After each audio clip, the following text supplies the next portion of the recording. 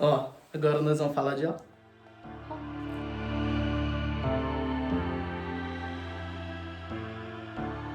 Olá, sinners! Meu nome é Alison e a biblioteca está aberta. E hoje nós vamos falar sobre um textinho um tanto polêmico. E não é do Marquês de Sade, é Angela Carter, mas deixa eu explicar. Caso você não conheça, Marquês de Sade foi um autor do século XVIII e trabalhou com várias histórias de depravação sexual. A gente está falando de, assim, abusos, assassinatos, pedofilia, coprofilia, tudo que vocês puderem imaginar.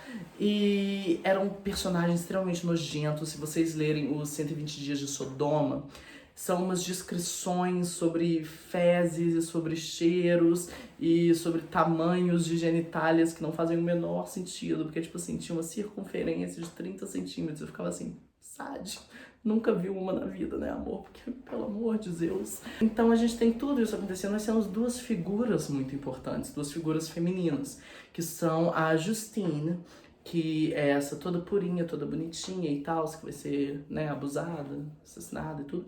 E a gente tem a Juliette, que é o capeta em figura de gente, que ela usa da tortura mesmo e se diverte. E aí a gente vai falar, na verdade, de um ensaio da Angela Carter, que chama A Mulher de Sade e a Ideologia da Pornografia, The Sadean Woman and the Ideology of Pornography. E o que a Angela Carter vai trabalhar? É importante a gente ter a noção de que o Marquês de Sade, às vezes, é visto como um marco importante para o movimento feminista por ter trabalhado a ideia de um prazer sexual feminino em uma época em que isso era completamente ignorado. Contudo, a Carter vai questionar um pouco essa ideia de que ele teria sido tão revolucionador assim. Então, vamos ver o que a Carter vai falar. Ela vai começar a olhar para a pornografia e ela vai falar que, diferente do que muitas feministas pensam, porque o feminismo geralmente é muito antipornográfico, né? Assim, a pornografia é ontologicamente ruim, é ruim por definição. A Carter vai falar, não é. O problema com a pornografia está associado a como ela é retratada e como ela retrata a divisão sexual. Por quê?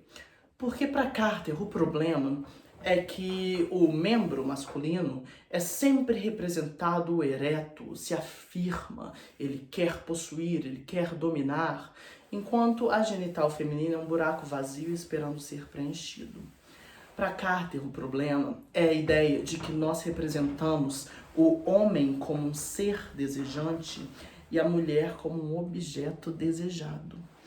E aí, a partir dessa teoria, ela vai ir lá no Marquês de Sade e ela vai discutir a Justine e a Juliette. E aí ela vai falar que a Justine, que é o templo desacralizado, é essa virgem pura, né? Se a gente pensar, a gente sempre tem essas duas possibilidades de mulher, né? A gente tem Maria e Eva, a gente tem sempre a pura e a do mal. A gente precisa dessa divisão entre duas mulheres, que é o que vai acontecer com a Justine e a Juliette.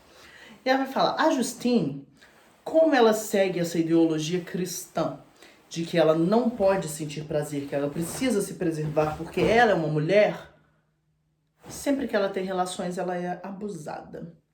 E a Carter vai falar, isso é problemático, né? Porque a gente começa a criar uma ideia de sexualidade feminina sadomasoquista que não é muito legal e que vai permanecer por muitos anos.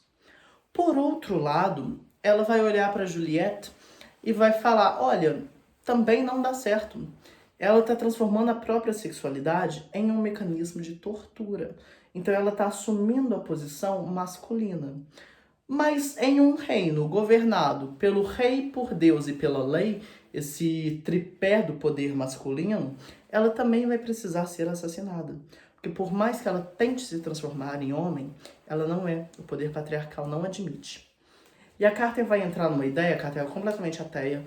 A ideia de que ser feminista e acreditar em Deus é um paradoxo não é só da Carter, né? A Bell Hooks, quando trabalha com o feminismo para todo mundo, fala, se você se acha feminista e acredita em Deus, você tá errado, porque uma coisa anula a outra. E a Carter vai falar que um outro problema, que parece que as pessoas não estão se tocando, é que a gente também precisa matar a sacralização da mulher.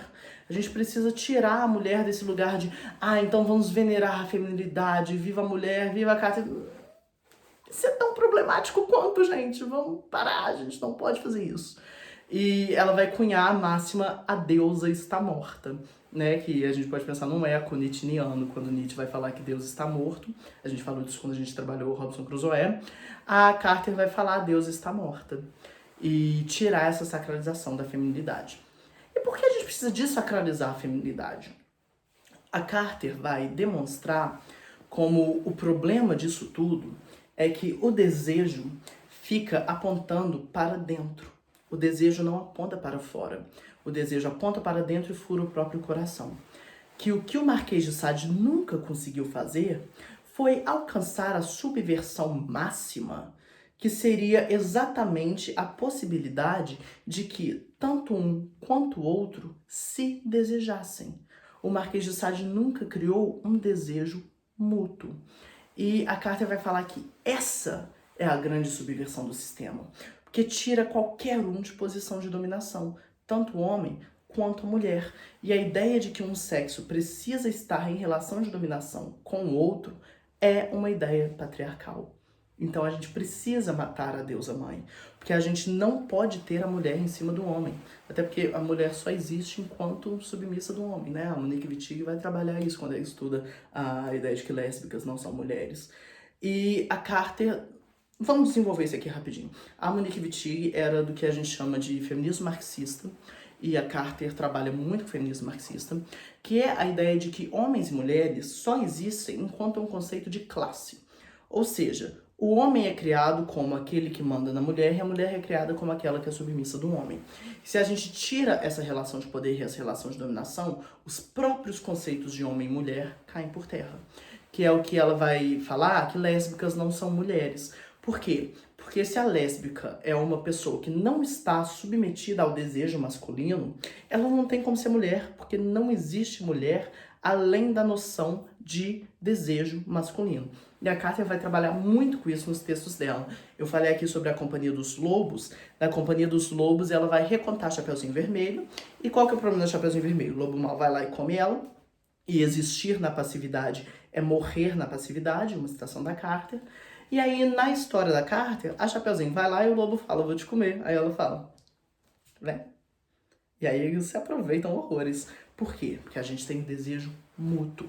A gente tem a paixão da nova Eva da Carter, em que ela vai trabalhar muito com isso, mas é mês que vem eu vou fazer um vídeo falando da paixão da nova Eva. E se a gente tira essa relação de dominação e de sujeito desejante versus objeto desejado, a gente subverte o sistema que o Sade nunca conseguiu subverter. A gente consegue criar o amor verdadeiro, uma relação de desejo recíproca. Então olha que bonitinho, ela começa lá no pornografia, vai discutir Marquês de Sade, que é doideira, e ela acaba falando, tá, e tudo que faltou nisso foi o amor verdadeiro. Porque o amor verdadeiro é a possibilidade de desejo em que ambos são sujeitos desejantes. Lindo, né? Olha, a Angela Carter também é fofa às vezes, ela só é doida. Ela é fofa. Igual eu.